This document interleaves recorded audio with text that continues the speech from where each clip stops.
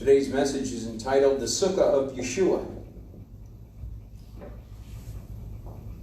You know, extremely humble Erev Sukkot last night. I guess almost entirely, but not entirely, but almost entirely due to COVID-19, but also due to the level of violence and hostility that still exists in the city. I don't want to do anything in the evening. And so the only sukkah that we thought we had a bigger, 2-3 person sukkah that we could use. And as we looked through our things, we remembered that last year we used it over here, and it was broken beyond repair. And either we stored it somewhere that we can't find, or we possibly got rid of it thinking we'll get a new one. Whatever happened, the way things turned out this year, we had 2 little Sukkot, and we thought one of them might be that one, because it was in the same bag that one came in, the bigger one that would fit, 3 adults could stand in it. Well, certainly 2 adults could sit in it on chairs. It would certainly be big enough for my wife and I and Daniel to huddle together in a small sukkah, put on my little balcony. Well, as we unpacked, we found out that wasn't the case. What we had was 2 children's sukkahs. 2 Sukkot, both of them for kids. Actually, there was a third one, but it was so tiny it's meant for, a 2-year-old. It's like a baby sukkah. We didn't use that at all. But the other ones, my wife and I and Daniel worked together before we, to set up the 2 sukkah. One is a very small one, and that's just barely big enough for Daniel to play in. And so we set that up in the house just so he could have something resembling a sukkah to sit in and whatnot when he was inside. And outside, and it was a little nippy out there, but outside yesterday evening on the balcony, I'm on the 9th floor, so I'm away from mostly any problems. And we put the other sukkah in. It was a humbling experience. My wife put a tiny little patio table inside with a couple of glasses of grape juice and a candle for Shabbat, and a little bit of challah for the, for the Shabbat blessings. And we had the etrog and the lulav there. And there was not only the evening of Sukkot, the beginning of Sukkot, but also Shabbat. And she put 3 chairs in there, but between that and the table and the candle and the glasses with grape juice in it, real glasses, and I tried and I couldn't fit into the sukkah. I was afraid that if I went through that tiny opening to get in there, I couldn't fit in there if I could have gotten in there, but because the table was in there with glasses on it filled with grape juice and a candle already lit with fire on it, 2 candles in fact, I was afraid that an accident would happen. Either I bumped the table and spilled the wine, or even worse, the candles would fall over and ignite the sukkah. So I let them do their blessings in there, and when they were done, then I went in there and did mine. But all I did was kind of poke my head and shoulders underneath it, did my little blessings in there, and then I came out. I was afraid that I would either somehow break. All I had to do was fall, and I would have torn the sukkah. So and my wife is saying she's on the other side of this like little round patio table that she put inside this tiny sukkah, a little bit bigger than this bima area here. Not very big, this tiny little opening. And Daniel's going in and out. He says, "It's fine, you can come in and out." I said, "I can't. I'm just a tiny bit larger than you are. So it was a very humble beginning of Sukkot for me. Sukkot is a time of joy. It's a time of celebration, a time that the harvest was celebrated, that to revel in God's goodness and his provision. The festival of Sukkot comes at harvest time. And the joyous mood of Sukkot, what is normally a very joyous mood in gatherings, is a dramatic shift from the solemn tone of the high holidays of Yom Kippur and even Rosh Hashanah before it. The celebration of Sukkot is so joyous that Jewish liturgy refers to it as Zeman Simchatenu, the time of our rejoicing. I began to think about this story some of you may have heard about an observant Jew who had moved to a luxurious apartment on Park Avenue, and he built a sukkah on his balcony. And some of the high society non-Jewish neighbors complained. He refused to take it down, and so they took him to court.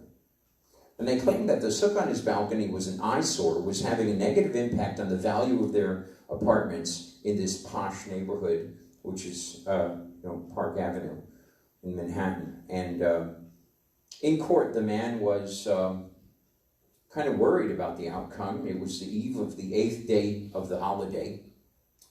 The eve of the beginning of the 8th day holiday, and leaving him no time to make alternative arrangements in case the judge ordered him to take down the sukkah immediately. So he did the only thing he could. He prayed to God and trusted in a Jewish lawyer.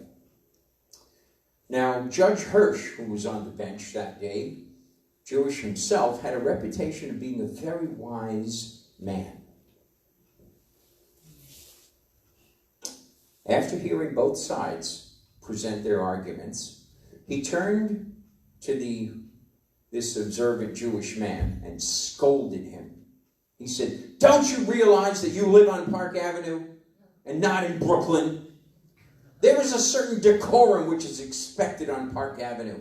You have no right to be putting up an ugly hut on this lovely street without a building permit authorizing it. I hereby rule that either you remove that hut or I will fine you $10,000.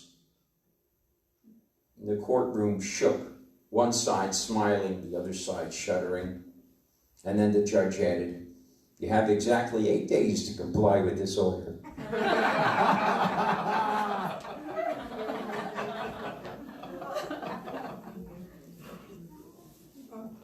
No, Sukkot is an annual opportunity to think of God's goodness and take a delight in our redemption with thanksgiving. A time of rejoicing. Sukkot has been compared to our American Thanksgiving. It has historical outdoor gatherings, festive food, fellowship, and inviting of guests. Doesn't it sound like Thanksgiving to you? Here's just a little info for the background. In the United States, the modern holiday of Thanksgiving tradition is commonly traced to a 1621 celebration at Plymouth in present-day Massachusetts. Sukkot generally coincides with the Gregorian calendar's late September or early to mid-October. There is evidence for an early religious service by the Spanish explorers in Texas at San Elizario in 1598, as well as Thanksgiving feasts in the Virginia colony. The University of Florida has reported that the earliest attested Thanksgiving service in what now is the United States was celebrated by the Spanish on September 8, 1565, in what is now St. Augustine, Florida. The modern American Thanksgiving holiday is mostly a secular holiday, though it originated with giving thanks to God. Isn't that interesting? Prayers are used for Thanksgiving Day, such as the public recital of Psalm 100, a psalm of thanksgiving, And in the United States, Thanksgiving is now celebrated on the fourth Thursday of November, even though the origins of the holiday appear in late September or in October. But in Canada, Thanksgiving is still celebrated on the second Monday of October. More and more bells started going off for me. You know, in Exodus 34, verses 22 to 24, Exodus 34, verses 22 to 24, God tells Moses this. He says, "You shall celebrate the festival of ingathering at the turn of the year. 3 times a year all your males are to appear before the Lord God, the God of Israel. For I will drive out nations before you and enlarge your borders, and no man shall covet your land when you go up 3 times a year to appear before the Lord your God." The last of the appointed times listed in Leviticus 23 is Sukkot, the festival of booths, huts, tabernacles. The Hebrew name of the festival, Sukkot, is a word that means shelters, stables, huts. These temporary tent-like structures are often translated as tabernacles in English Bibles. And the festival is so named because Israel is commanded to annually build such dwelling places as a reminder of the post-Exodus years when they lived in huts and booths following God in the wilderness. In Exodus 34, however, the same festival is called the Festival of Ingathering. Ingathering. You remember Yeshua's words when he said, "Jerusalem, Jerusalem, how often I wanted to gather you in as a hen gathers her chicks." Ingathering, gather, coming into the embrace, into the arms of God. Coming at the end of this agricultural cycle in Israel, the festival of Sukkot is harvest festival, during which the children of Israel celebrated the harvest and reveled in God's goodness. Remember, I was telling you at the beginning of this message about my very humbling Sukkot yesterday evening at sunset. That tiny little sukkah that I couldn't fit in. I was afraid that something would fall or break or catch fire. But it wasn't the most humble. Years ago, we had a great sukkah. Now it's in storage somewhere in New Jersey. And up until, I think, 2014 or 2015 was the last time we had it. It's a fiberglass, wood look-like panel sukkah that's attached together with locking panels. There's some mild construction needed. We used to get with my brother's company. He has he had a small construction business, and so his guys would come in and they'd put a wooden floor in for us. They'd assemble the panels. When the panels were all assembled, which is basically the sides, and it had a door on it with a lock, and even a sliding plexiglass window. The top, on the other hand, needed work because there had to be certain kind of beams that were attached, wooden beams on top, to support what we call skach, which is usually bamboo type of a looking blind or carpet that hangs over the top, or some people, if you have access to them and you're out in the forest or the woods, you can cut down branches and put branches of palm or something else on top, make it look like a real, wilderness kind of hut type of thing. We enlarged our sukkah over the years. We first got it in 2010 based on a grant. And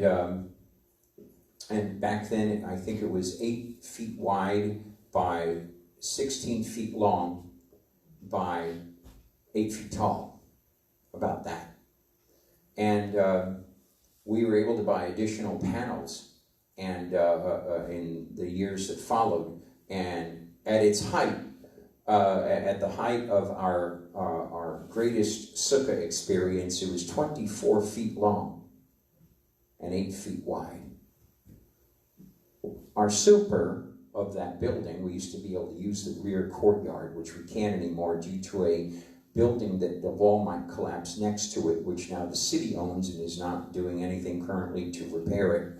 So no one's allowed in that rear courtyard of my apartment building anymore for fear that the wall might fall and possibly kill somebody. But it's not our wall, it's the adjacent building's wall from the next street, which that building comes all the way back to where the courtyard is, to where we would have the sukkah. So we haven't had it since about 2014 or 2015. Our super would put, at his invitation, a spare refrigerator, which was then cleaned up by volunteers, spotless, put in. He'd run in a heavy-duty extension cable out there. We got some small track lighting that was installed. We had light in there. In times when it would fall later, we'd even have a heater or two. Or sometimes it would fall earlier, it would still be hot. So it would be a little warm, so we put a fan in there. I mean, we had conveniences. In this sukkah, you'd walk in and it was decorated with all kind of vine type of attached chain-like leaves and things and pictures, and even on the refrigerator, people had put posters on there. It was such a nice thing. And everybody would say to me, you know, Rabbi, you have the best sukkah. I says, no, God provided. But then we haven't had that in years. And to go from a sukkah with its own refrigerator, people coming in at all, even during the weekdays, intermediate days, not like after shul, we would walk from here to my place is 15 blocks away. We'd sometimes take a slow walk over there, a bunch of people, and go in the sukkah. A whole bunch of people. Sometimes there were so many people that showed up that some would have to wait outside. And we had chairs and tables just outside, and every so often we'd switch. And people would bring their food items. Some people would stop off and get a slice of pizza. Other people would have food with them that they brought from home. And usually on Erev Sukkot, or the first Shabbat evening of Sukkot, my wife had cooked, and she had 2 kinds of chicken, 1 or 2 different kinds of fish. We would always make succotash, succotash. So serve that, sometimes cold, sometimes hot. And I remember a sign we had up one year. We printed it and put it on the sukkah. It was in Spanish, and it said, "Mi casa es sukkah sa." Sukkah sa. Okay, never mind. But I'd like to share with you an even more humbling story from my past. An experience many years ago on the Sukkot. As a much younger man, one October I found myself stranded for a time on an army base. The base was new to me, and though I would only be there for less than a month, a few weeks, until my transporters came through, I was in a bind.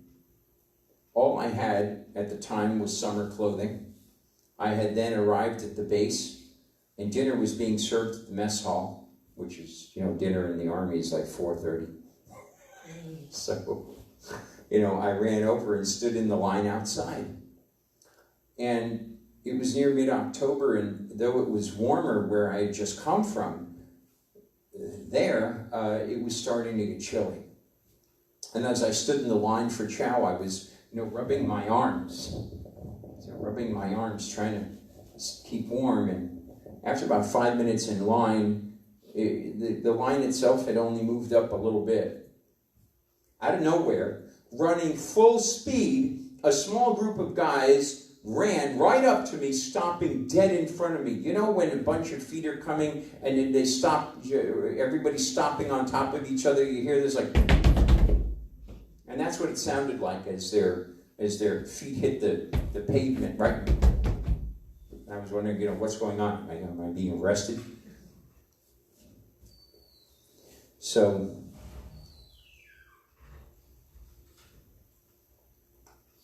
They said, "Hey, are you the new Jew?" And I almost didn't know what to say. And after a few seconds, they asked, "Well," and so I said, "Yes, I guess I am." And they asked what my name was, and I told them it was Ben Sion. And they all started patting me on the back.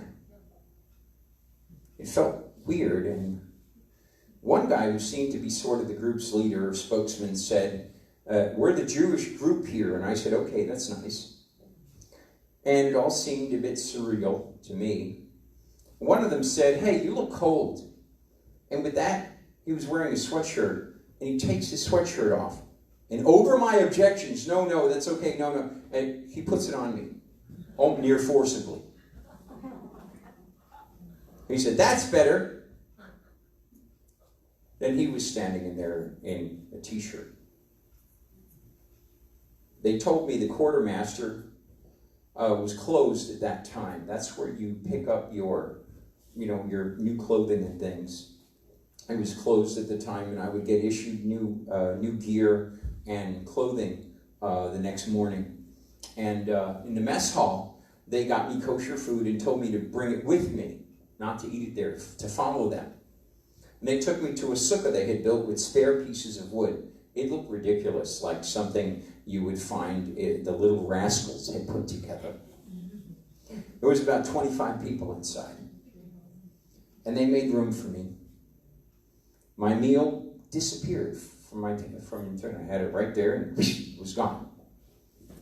The leader guy said to me, "Don't worry about it. You'll eat well here." I said, "Okay." I thought maybe that's the price of admission, right? I could not believe they were doing this for me and had known me all of about 15 minutes. We did all the sukkah and lulav blessings, and people were chatting, and we had kiddush with grape juice and challah, and food started coming in until it filled the tables. There was barely room to have your plate to eat. It was over this entire crowded sukkah. It was a huge feast. What they had done was to take all the kosher army food from all the guys there, and then they separated into its portions, chicken over there and fish over here and rice over here, potatoes over there, whatever it was, vegetables here, and they combined it all together in its groups and then heated it and added spices and other stuff because, kosher food when it comes packaged is about as bland as it gets, especially American Ashkenazi kosher food. You need 15 pounds of salt, pepper, ketchup, and hot sauce so you can get through it. But they spiced it up nicely. Two of them were Israelis, and they really knew what to do with the food. And they added to the mess hall meal with their own dishes too. And at one point I attempted to excuse myself before eating and tried to leave. I just didn't feel right about getting all this for free, and I didn't yet have the ability to contribute anything. I had just arrived at the base and had not received any pay yet, any money. And they refused to let me leave. It was an incredible time in that sukkah. The next day, I had not yet gone to the sukkah. And so one of the other Jewish guys came to get me. And he told me that they were waiting for me and wouldn't start without me. For a week we met there. We ate there. We prayed there. We studied Torah there. And we argued there. They found out pretty quick that I believed that Yeshua was the Messiah. Some were mean about it, but in the end they decided that I was a Jew, and although they considered me to be Meshugana, I was allowed to stay. I appreciated their hospitality and their care so much. It was a Sukkot like no other I had in my life before or since. A few days after Sukkot, I was transferred to another place, and that was that. But that experience stayed with me. I can still see in my mind's eye that makeshift sukkah with odd pieces of wood and cloth tent-type canvas material, too many tables and chairs inside. It had been sort of a home away from home for me, even if for just a week. And after I left, I realized that I was the guest. And they considered it a blessing to invite me and feed me and help me. And they had shared their sukkah with me. But I had also shared my sukkah with them. The Sukkah of Yeshua. You know, there's many beautiful traditions attached to Sukkot, our annual festival of booths. For example, it's traditional to invite guests into one sukkah for a festive meal each evening. And among the list of the special invitees are Abraham, Isaac, Jacob, Joseph, Moses, Aaron, and David. Each one is specially invited to come into the booth and pull up a chair at the table. Obviously, Abraham, Isaac, Jacob, Joseph, Moses, Aaron, and David are unlikely to actually attend the meal. That, however, is the point of the ritual. Because Sukkot anticipates the Messianic age, when the dead will be raised to life again, and we will all sit at the table with the patriarchs in the kingdom of heaven. You know, John the emissary, in John 1, verse 14, he uses a verb, a form of the same Greek word that is used to translate the Hebrew word for booth, sukkah, when he wrote in John 1:14, and the word became flesh and dwelt, tabernacled among us. The celebration of Sukkot celebrates the Messiah,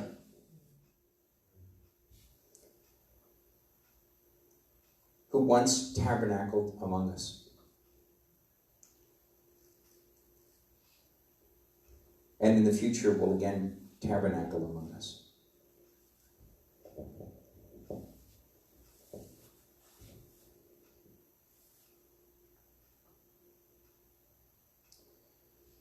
When Messiah comes, he will bring in the final harvest of God's kingdom and institute an age of peace and prosperity upon the earth.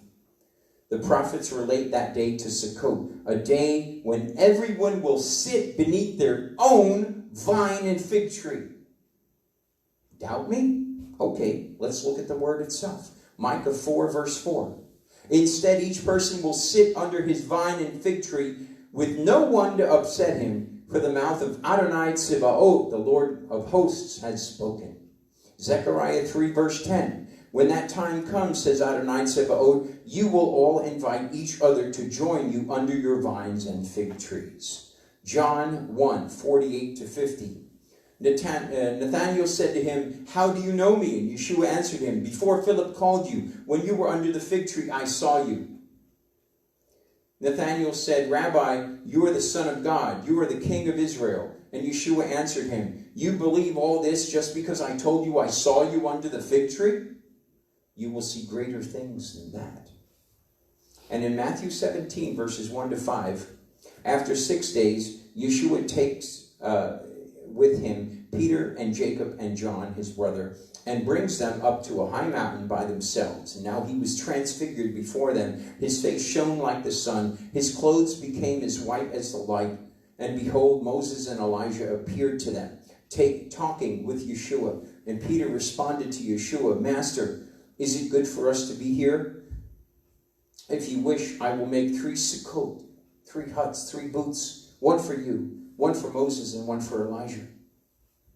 Isaiah tells us that God will spread a tabernacle of glory over Jerusalem, as it says in Isaiah 4, verses 5 and 6. Adonai will create over the whole area of Mount Zion and over her convocations a cloud by day, a smoke and shining of flaming fire by night. For over all glory will be a canopy. Hebrew it says chuppah. Then there will be a sukkah for shade by day from the heat, and for refuge and for shelter from storm and from rain. God himself is providing a sukkah according to his own word in Isaiah 4, verse 6. And according to the 14th chapter of Zechariah's prophecy, the festival of booths celebrates a time when Kol Goyim, all nations, will ascend to Jerusalem, bearing tribute to King Messiah and celebrating the festival. Zechariah 14, verse 16. It shall come to pass that everyone who remains of all the nations that came up against Jerusalem shall go up from year to year to worship the King, the Lord of hosts, and to keep the feast of Sukkot. Sukkot is then the great festival, the culmination of all the appointed times. Sukkot is to the other festivals what the Sabbath is to the other 6 days of the week. As such, it is fitting foreshadowing of that